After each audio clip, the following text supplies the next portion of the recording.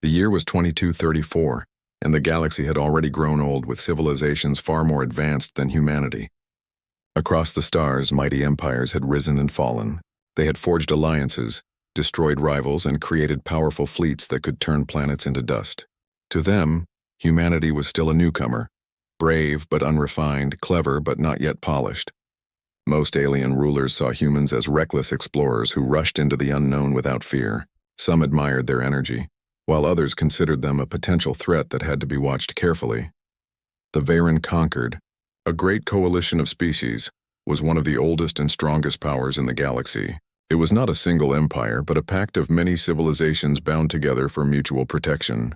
Their fleets were legendary, their technology elegant and refined. They ruled over dozens of star systems, and few dared to challenge them. For centuries, they had enjoyed stability, watching younger races carefully from the shadows. Humanity was one of those younger races, still growing, still finding its place among the stars. When news spread that Earth had built its first Dreadnought-class warship, the conquered paid close attention. This ship was called the Invictus. It was not the largest vessel in the galaxy, nor the most advanced, but the very idea of humanity constructing such a machine made the Concord nervous. A dreadnought was not just a ship, it was a symbol. It was proof that humanity was ready to stand among the powers of the galaxy. In a hidden chamber aboard the Varen Concord's council station, representatives of several species gathered. The chamber was circular, with soft lights shining down on polished metal floors. The air was thick with tension as holograms of the Invictus floated above the central table. Its design was brutal compared to the sleek curves of Concord ships. Where Concord ships looked like works of art, smooth and balanced, the Invictus looked like a fortress hurled into the stars. Heavy plating, sharp edges, enormous weapon mounts. It was a war machine born from humanity's history of conflict. Counselor Tharek of the Aurelian species broke the silence. His voice was calm, but his golden eyes narrowed with unease. Humans move faster than expected. They were building frigates only decades ago. Now they build this, something they call a dreadnought. We must learn what it truly is. Another counselor, a Saraxi diplomat named Velen, shifted uncomfortably. The Saraxi were tall, thin beings with translucent skin that revealed glowing veins beneath. Perhaps it is only for display, Velen suggested. Humans love symbols. It could be more decoration than danger. Counselor Dreth of the Vera, a reptilian species, gave a sharp hiss. You underestimate them. Their history is one of endless war. They fight among themselves, and when united, they fight anyone else. If they build this ship, it is not decoration, it is preparation. The council agreed to a plan. They would send a hidden fleet of observation ships to watch the Invictus. With their advanced scanning technology, they could learn everything. Weapons, engines, defenses, even the psychology of the human crew. To the conquered, knowledge was the first weapon.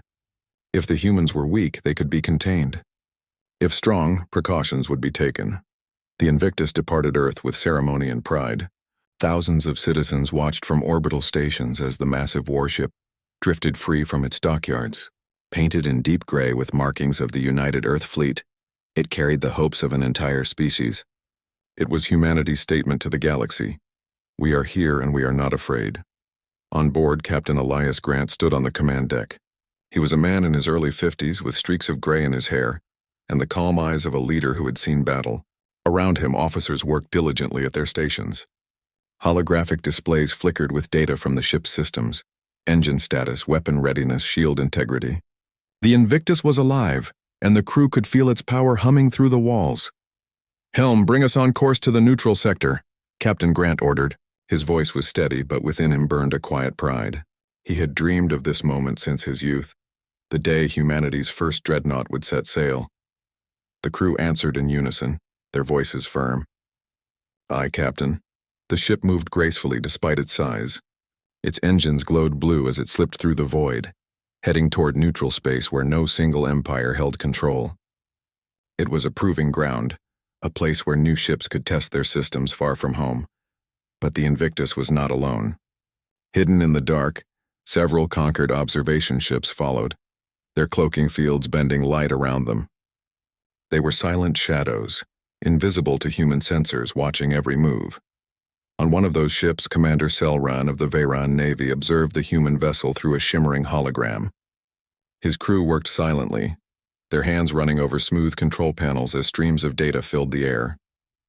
Their scanners had already begun to probe the Invictus. "Begin full spectrum scan," Selran ordered. His voice carried authority but also curiosity. He wanted to know what these humans had created. The scanners activated, sending invisible waves across space. They touched the hull of the Invictus, slipped inside its systems, and began collecting information. At first, Selran expected ordinary readings: thick armor, basic plasma cannons, standard engines. But as the data streamed in, his expression darkened. The ship was not ordinary. It was terrifying. "Report," Selran demanded. A young officer swallowed nervously before speaking. "Commander, the ship is unlike anything we have seen.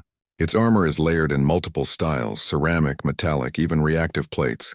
It is not elegant, but it is brutal, designed to survive multiple kinds of attack." Another officer added, "The weapons are modular. These mounts are not fixed. They can be replaced with railguns, missile pods, or beam weapons depending on need. The ship can change its entire strategy between battles." Selran frowned. "That is inefficient." "No design is perfect at everything," the officer hesitated. "Perhaps, Commander. But this ship is not built for perfection. It is built for adaptation." Selran's eyes narrowed as more data poured in. The crew's physiology was included in the scan. Humans with strong hearts, fast reflexes, bodies able to endure stress that would cripple other species. Worse, the human brain reacted to danger in ways alien species could not match. Under fire, humans became sharper, faster, more determined. Their fear turned into fuel. The commander leaned back slowly, his mind uneasy. This ship, this species, they do not prepare for short wars. They prepare for long ones. The crew looked at him in silence. They had scanned countless ships from countless civilizations, but never had the data brought such dread. For the first time in centuries, the Veyron Concord felt fear. Meanwhile, aboard the Invictus, the human crew remained unaware of the silent eyes watching them. They trained daily, running drills for battle, repairs, and emergencies. The ship was still new, and every system had to be tested. Captain Grant walked among his officers, offering guidance, correcting errors, and praising good work. He knew the crew would be tested one day, and he wanted them ready. "Sir," his first officer, Commander Alvarez, said one evening, "do you ever think the galaxy will welcome us or fear us?" Grant paused before answering. He looked out at the stars, vast and endless. "Both," he said softly, "but I don't care which. What matters is that they will know us. Humanity will not be forgotten in the silence of space." The crew respected him more for those words. To them, the Invictus was not just metal and circuits. It was a dream, a promise that humanity could stand equal among the stars. Far away, in the hidden chamber of the Veyron Concord, the Council received Selran's report. The holograms of the Invictus glowed again, now surrounded by streams of data that revealed its horrifying resilience. Counselor Valen's voice trembled. "It cannot be true. No ship could be built this way. It is madness," Counselor Theric whispered. "It is not madness. It is humanity." Counselor Dreth gave a low hiss. "We must decide quickly. If this is their first dreadnought, what will their second look like? Or their third?" The chamber fell into silence. For the first time in living memory, the Concord's leaders felt a chill. They had scanned a ship expecting weakness. Instead, they had found strength. They had expected immaturity. Instead, they saw determination. The Invictus had spoken without words. Humanity is coming, and we are ready for whatever stands in our way. And so it began, the story of fear that would spread across the galaxy. The day humanity's first dreadnought sailed into space, and the moment alien eyes scanned it, was the day the galaxy realized something terrible and true. The Veyron Concord had always thought of itself as unshakable.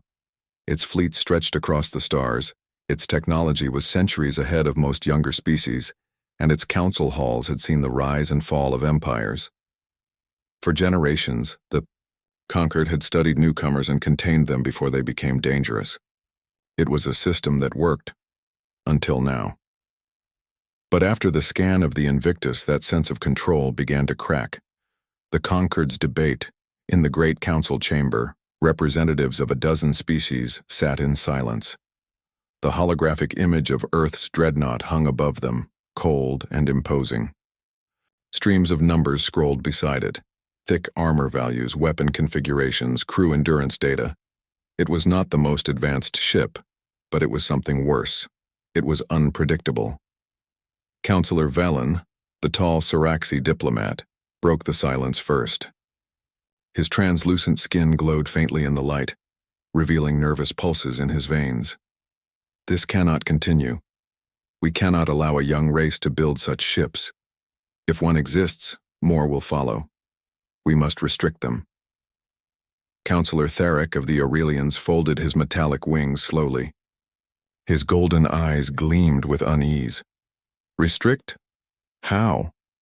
Humans adapt to every restriction. Give them a limit, and they will break it. Give them a wall, and they will climb it. This ship is proof. They are not bound by tradition like we are. Dreth, the reptilian counselor, hissed sharply. They are dangerous. This is only one ship. Imagine a fleet of them. The conquered will not survive a war of attrition with such a species. The council chamber filled with whispers and arguments. Some called for diplomacy, others for immediate containment, and a few even for war. But none of them could agree.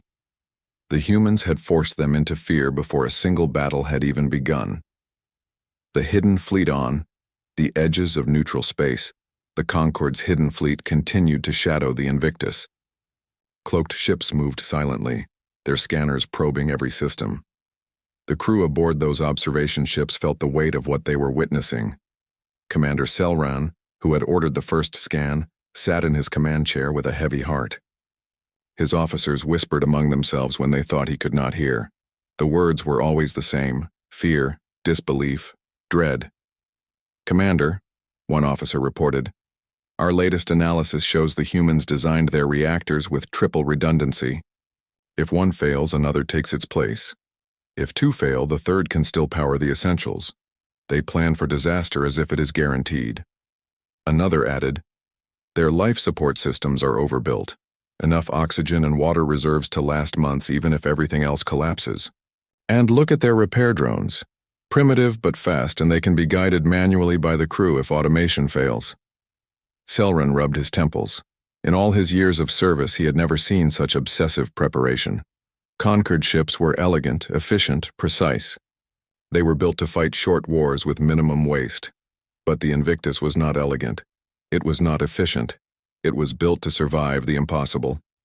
He muttered quietly, almost to himself. They are not preparing for victory. They are preparing to outlast death itself. The rumors begin. It did not take long for rumors to spread beyond the conquered council. Fleets whispered about the human dreadnought. Traders carried tales of a ship that could not die.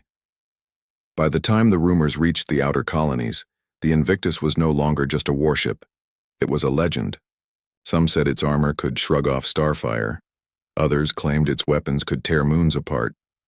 A few whispered that its crew were not mortal at all, but machines wrapped in flesh. None of the stories were true, but the truth hardly mattered. Fear had already taken root. On a distant mining world, a group of alien workers gathered in a dim cantina. They spoke in hushed voices as though the humans might hear them across the void. They say the human ship fights like a wounded beast, one miner whispered. Hit it, and it only grows more dangerous. Another shivered. They say their kind enjoy the chaos of battle. They become stronger in it. The third leaned closer, eyes wide.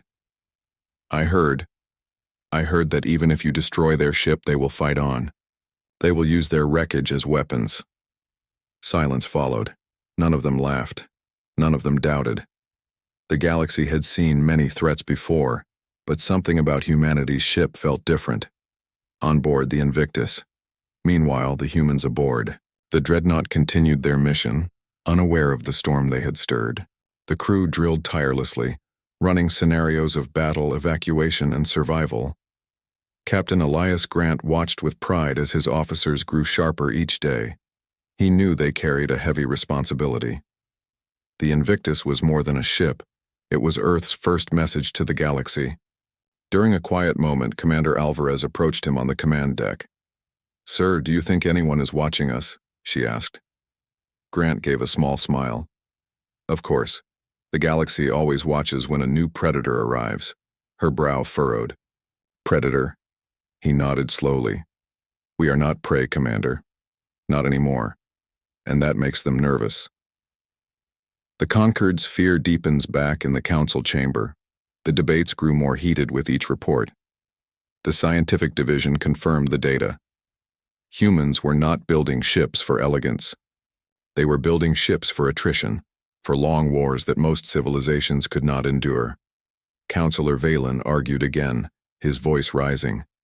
"We must strike now, before they multiply these dreadnoughts. 1 ship can be handled. 10 will not. 100 will bring ruin." But Councillor Therick shook his head.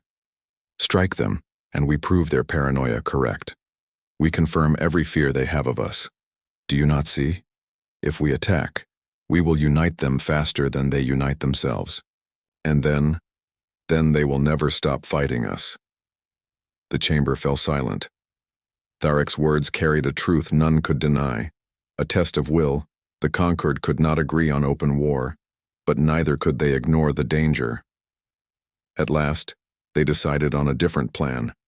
A test. They would send a small fleet to challenge the Invictus in neutral space. Not to destroy it, but to measure it in combat. They wanted to know if the dreadnought's fearsome reputation matched its reality. When this decision reached Commander Selran, his stomach tightened. He had seen enough already to know the outcome. But orders were orders, and he prepared his observation fleet to accompany the test squadron. "They do not understand," he muttered to his first officer. "They think the humans fight like us. They do not. The humans fight like nothing we have ever faced," the officer asked quietly. "Then what will happen, Commander?" Selran looked at the hologram of the Invictus, its armored frame glowing in the dark. "What will happen," he said grimly, "is that the galaxy will learn why we should have left them alone. Humanity's doctrine. While the Concord prepared, the humans aboard the Invictus trained harder. Their doctrine was simple but terrifying. Endure, adapt, and strike when the enemy weakens. They practiced repairing weapon mounts in mid-combat. They drilled with simulated hull breaches and fires. They ran engine failures, reactor meltdowns, and boarding attacks. Every time, the crew learned to survive. Every time, the Invictus found a way to fight on. Other species designed ships to avoid disaster, Captain Grant explained to his officers during one session. "We design ships to endure disaster. That is the difference. That is why we will win." The crew understood. They carried this doctrine like a banner in their hearts, and slowly, without realizing it, the dreadnought and its crew became one. The whisper of doom by the end of the month, fear of the humans had spread across the Concord like a sickness. Admirals questioned their strategies. Merchants refused to travel near human space. Entire colonies whispered of the coming storm. Some species tried to dismiss it as paranoia, but even they could not ignore the unease that filled the air. Every report from the observation fleet only deepened the dread. And so, when the Concord fleet finally moved to intercept the Invictus, there was no cheer, no pride, no confidence.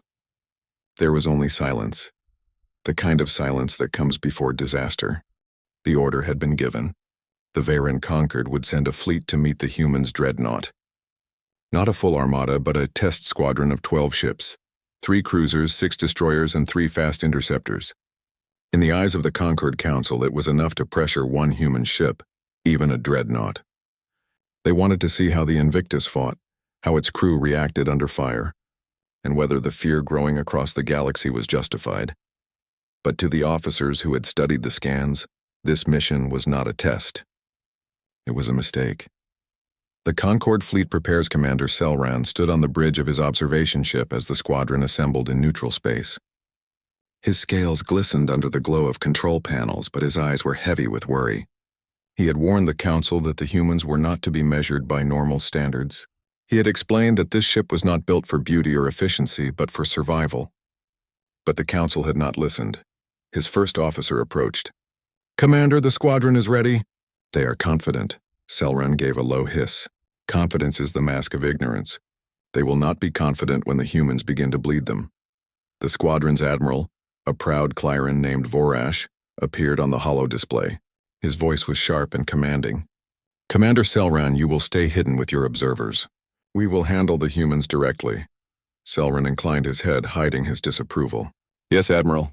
We will record everything, Vorash smirked. Do not fear. This will be swift. Selran closed the channel and muttered under his breath. It will not be swift. It will be the first lesson you never wish to learn.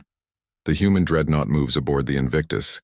Captain Elias Grant stood calmly on the command deck. His crew reported routine checks as the dreadnought moved through neutral space. The humans did not know of the Concord's plan, but Grant had always expected someone to test them sooner or later. Captain, Commander Alvarez said, scanning the latest reports. We're picking up faint distortions in the outer sensors.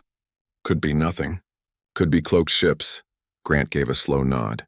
The galaxy is watching us. We should assume we're never alone. He turned to his crew.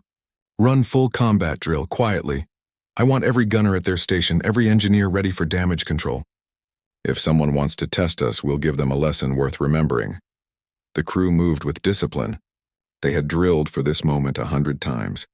For them, combat was not a surprise, but an expectation. First contact. The Concorde squadron decloaked in formation. Sleek cruisers gleamed like blades. Destroyers spread out like hunting dogs, and interceptors darted ahead like swift arrows. Their engines pulsed with controlled precision. To Concorde eyes, it was a display of power and order. A message was transmitted across the void. This is Admiral Vorash of the Veyron Concorde. Human vessel. You travel in contested neutral space. You will halt your course for inspection. On the bridge of the Invictus, Captain Grant received the message.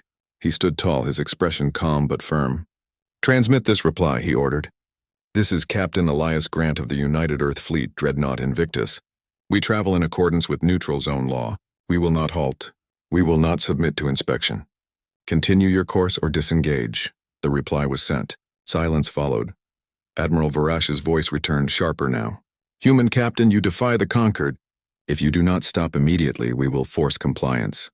Grant's lips curved into the smallest of smiles. So it begins, he whispered. Then louder. Battle stations. The opening salvo, the Concorde fleet struck first. Precision beams lanced across the void. Bright lines of energy cutting through space toward the Invictus.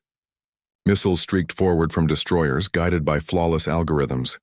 The Invictus shuddered as impact struck its shields and armor. Alarms echoed across the ship. But the dreadnought held firm. Damage report, Alvarez called. Shields at 80%. Armor plating intact, shouted an officer. Minor hull scorch, nothing more. Grant's voice was steady. Return fire. The Invictus unleashed its reply. Massive railguns thundered, hurling slugs at near-light speed. Missile batteries erupted in waves. The ship's guns were not elegant, but they were brutal. One Concorde destroyer was torn apart in the opening exchange, ripped in half by a rail slug that ignored its shields. Another spun out of formation, engines crippled by a missile barrage. On Selran's observation ship, silence fell as his crew watched. By the stars, one officer whispered. That was their first volley. Their first, Selran's claws dug into the armrest, and they will only grow more dangerous the longer this lasts. The human way of war, the Concorde fought with precision.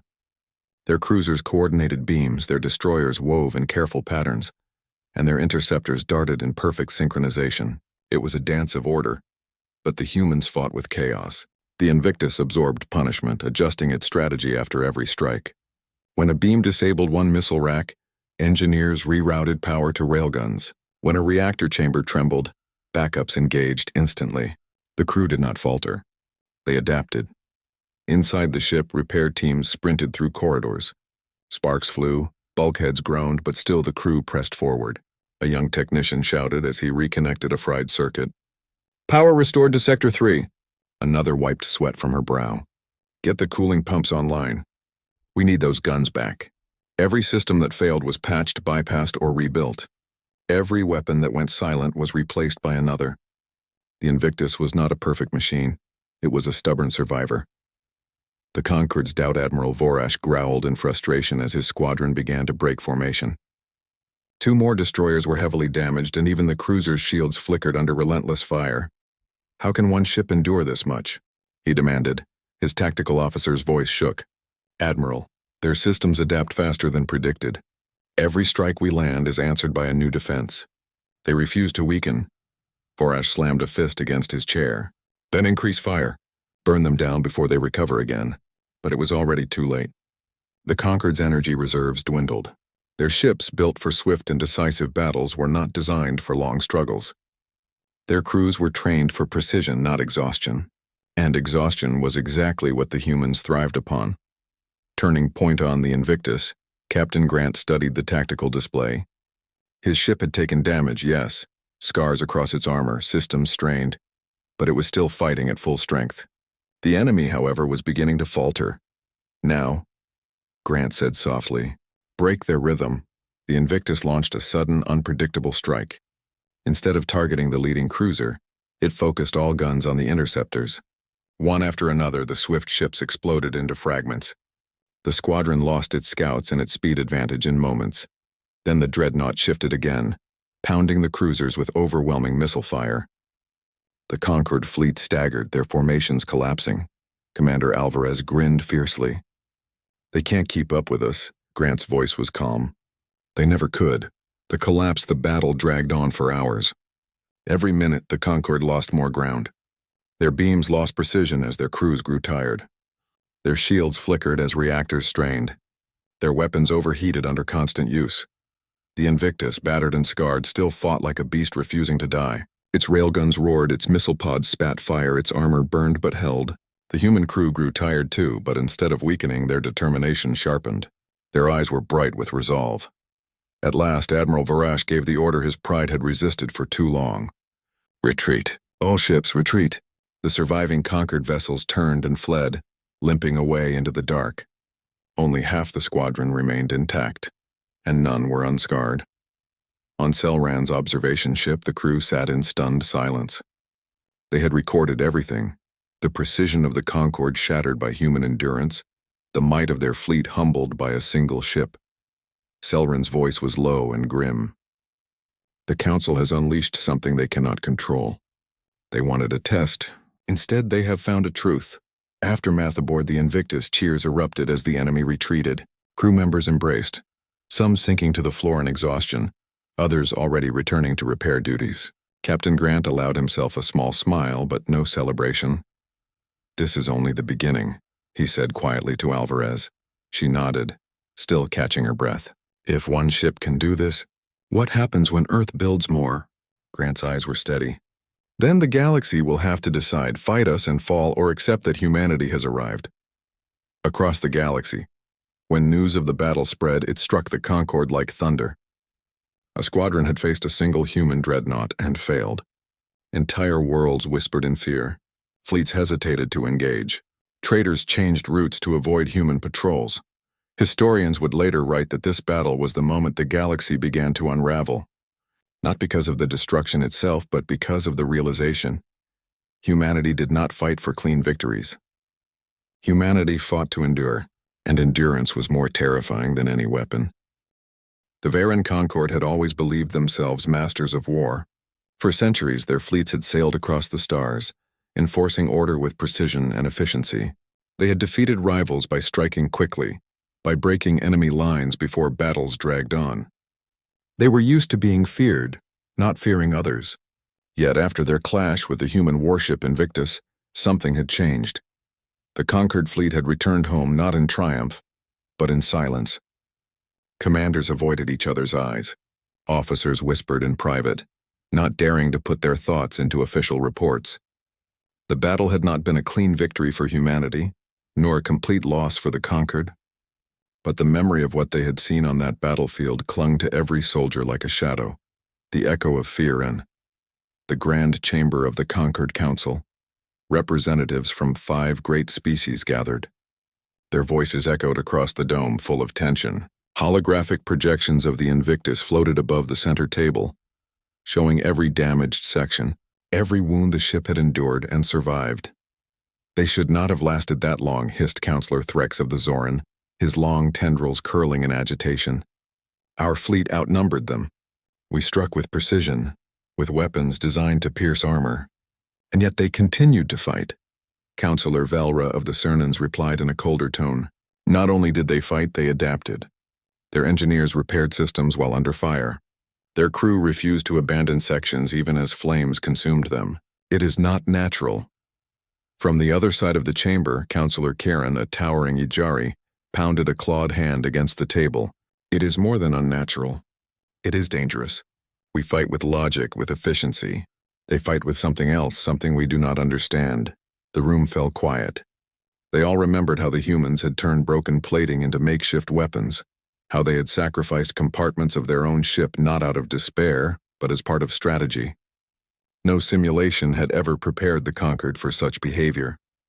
For the first time in centuries, the Council admitted the truth. Fear had entered their hearts, whispers in the fleets. While the Council debated, the fleets themselves were restless. Crews who had faced the humans told their stories in hushed tones. They described humans who kept fighting even after bleeding, humans who repaired weapons with their bare hands, humans who smiled in the face of overwhelming firepower. One alien officer, a zealot named Arver, spoke to his comrades in a quiet hall. "You did not see their eyes," he said. "I was close enough through the viewing screen. Their ship burned. Their systems failed. But when I saw their captain, he did not show despair. He showed resolve, like fire that refuses to go out." His listeners shivered. Some refused to believe. Others believed too much. Rumors began to spread across the fleets. Rumors that the humans were not mere soldiers, but creatures born from endless struggle, a species shaped by conflict itself. Soon, whole battalions began hesitating whenever they heard the word human. Drills lost their sharpness. Simulations ended with panic when the enemy ship was modeled after the Invictus. Fear spread faster than any weapon. The debate of the Council knew they had to act. If fear continued unchecked, their mighty Concord would crumble from within. So they gathered once again, this time with urgency heavy in the air. Counselor Threx demanded war. "Strike now. Destroy their shipyards before they can build more dreadnoughts. Humanity is young. If we delay, they will multiply their monsters." Counselor Velra shook her head. "Strike them, and we may awaken something worse. Do you not see? Their strength is not in their technology but in their will. If we attack their homeworld, they will not break. They will rise." Counselor Kieran growled, his claws scraping the table. "And if we do nothing, they will grow regardless. We face a choice, war now or war later." But another voice, calm and measured, rose above the others. It was Counselor Dara of the Athari, a species known for their patience. "You all speak of war, but you ignore the truth. We are already losing, not because they defeated us in battle, but because they have planted fear in us. Look around, our fleets are hesitant, our people whisper. The humans have done more damage with one ship than entire armadas have done in centuries." The chamber grew silent. The words rang true. Humanity's shadow, meanwhile, humanity itself was not idle. The Invictus returned to its dock at Earth, scarred but victorious. Its crew was celebrated as heroes, but the humans themselves were not overconfident. They studied the battle carefully, learning what had worked, what had failed, and how to adapt further. In orbital shipyards, engineers began laying down the frames of new dreadnoughts. If one Invictus had unsettled the galaxy, the thought of more spread ripples through the stars. Alien spies reported these activities back to the Concord, each new message bringing dread to the Council. They realized that humans were not pausing to rest or bask in glory. They were preparing for the next war, as if endless struggle was natural to them. The Concord understood then. Their enemies were not just fighters. They were builders. Every loss was only fuel for their growth. The collapse of certainty across the Concord's territories, cracks began to show. Colonies questioned the wisdom of challenging humanity. Some planets began withdrawing resources from the Central Fleet, afraid that fighting humans would bring destruction upon them. Admirals refused to send ships into human-controlled sectors. Even traders who once dismissed humans as unrefined now spoke of them with caution. The image of humanity shifted from a reckless young race to a rising storm that could not be stopped. The Great Concord, once united in confidence, was unraveling from within. A divided path, the Council gathered for what would be their most important meeting yet. The holographic image of the Invictus hovered once again in the chamber. Its scars still visible, Counselor Threx pushed for an immediate strike, calling for the destruction of Earth before its fleets multiplied. They are not yet countless, he said. If we destroy them now, we can erase the threat before it consumes us. Counselor Velra argued for peace. If we extend a hand, perhaps we can slow their growth. Perhaps they will see reason. But if we strike, we will only teach them to hate us more deeply. Counselor Dara spoke last. We are already too late. Look at what fear has done to us. We are not debating how to win. We are debating how to survive. Humanity does not need to destroy us. We are destroying ourselves. The chamber filled with silence, the mark of the Invictus. While the council fought with words, the Invictus became legend across the stars. Stories grew larger with each retelling. Some said the humans had turned entire sections of their ship into weapons mid-battle. Others claimed their captain laughed as fire consumed the bridge. Some even whispered that humans could fight for days without rest, powered by sheer will. Though exaggerated, each story added to the legend. To many, the Invictus was no longer just a ship. It was a symbol, a shadow stretching across the galaxy, warning every species that humanity had arrived. The breaking point in time, the Concord's unity shattered. Some worlds demanded immediate peace with humanity, sending secret envoys to Earth. Others prepared for desperate war, rushing to build new fleets. Mistrust spread between allies. For the first time in living memory, the Conquered was no longer united, and humanity had done all this with only one warship. The Council's last words, at the final meeting of the Conquered Council before its collapse. Counselor Dara spoke a line that would be remembered for centuries. They scanned one ship, and in doing so they saw their destiny. Not ours.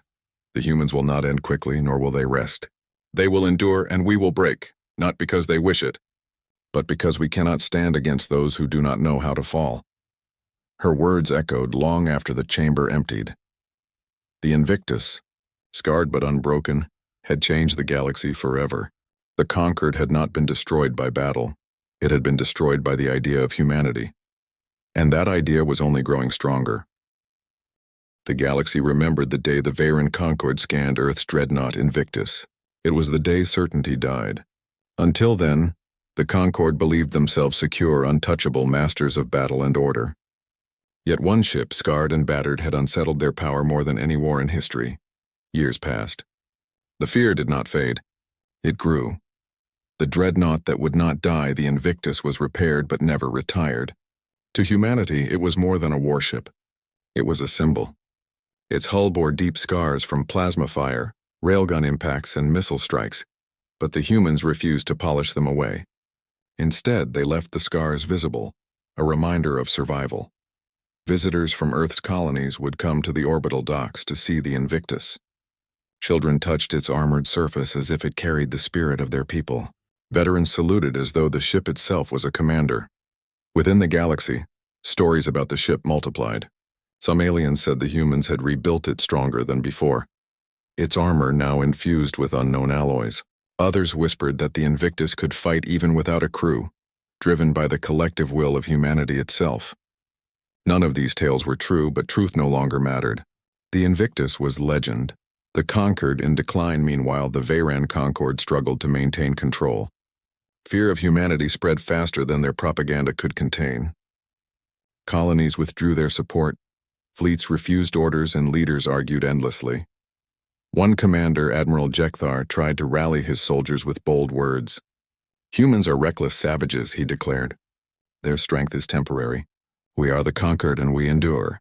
But his soldiers exchanged uneasy glances. They had all seen the battle records. They knew how long the Invictus had lasted.